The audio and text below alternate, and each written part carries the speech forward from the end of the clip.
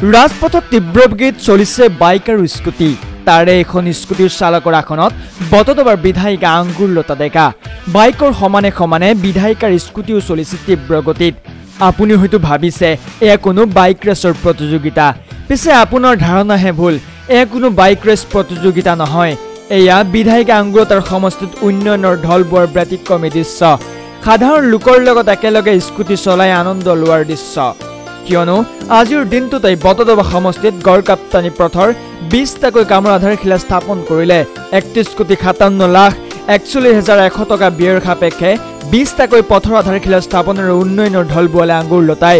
এই সমদলত অংশগ্ৰহণ কৰিছে বহু বিজেপি নেতা কৰ্মীয়ে। ৰাইজৰ বহুদিনীয়া অভাৱ অভিযোগৰ যেন অন্ত পৰাৰ আনন্দত আজি আত্মহাৰা বিধায়িকা।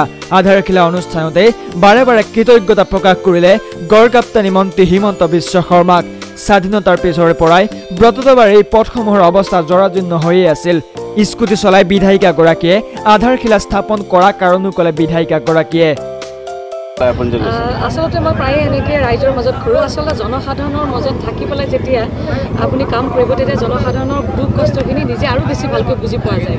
আৰু আজি যেতিয়া মই কিছুমান বেয়া ৰাস্তা আছে নিজেই স্কুটিখন চলাইছোঁ, মই গম পাইছোঁ যে এই ৰাস্তাকেইটা সাংঘাতিক ধৰণে মানুহে কিমান দুৰ্বিষহ জীৱন এটা যাপন কৰি আছে। গতিকে মই নিজেই গৈছোঁ ৰাস্তাবিলাক, আৰু এই ৰাস্তাবিলাক যে ভাল হ'ব বা এই ৰাস্তাবিলাক যে আধাশিলা কৰিছোঁ, প্ৰত্যেক ৰাইজকে মই এটা নিদৰ্শন এটা দেখুৱাই দিছোঁ যে এই ৰাস্তাবিলাক আৰু কেতিয়াও আৰু 1-2 বছৰৰ ভিতৰত তেওঁলোকে দেখিবলৈ নাপায়। খুব সুন্দৰ অনুভৱ, আৰু ৰাইজৰ পৰা সাংঘাতিক ধৰণে এই ক্ষেত্ৰত মৰম পাইছোঁ আৰু খুব ভাল লাগিছে।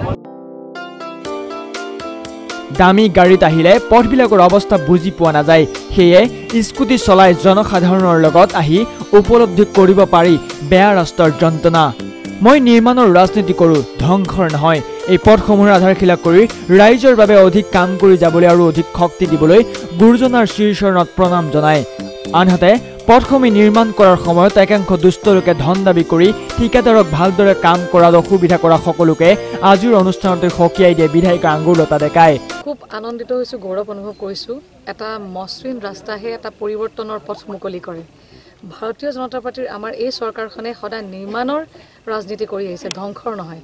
আৰু সেই মৰ্মে আজি মাননীয় মন্ত্ৰী হিমন্ত বিশ্ব শৰ্মা ডাঙৰীয়াদেৱৰ নেতৃত্বত আৰু চেষ্টাত আজি মোৰ বটদ্ৰৱা সমষ্টিত 20টাকৈ ৰাস্তা আধাশিলা কৰিবলৈ সক্ষম হৈছোঁ।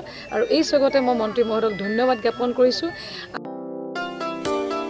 ধিঙৰ পৰা ছাইদুল ইছলামৰ ৰিপৰ্ট, টাইমছ গুৱাহাটী।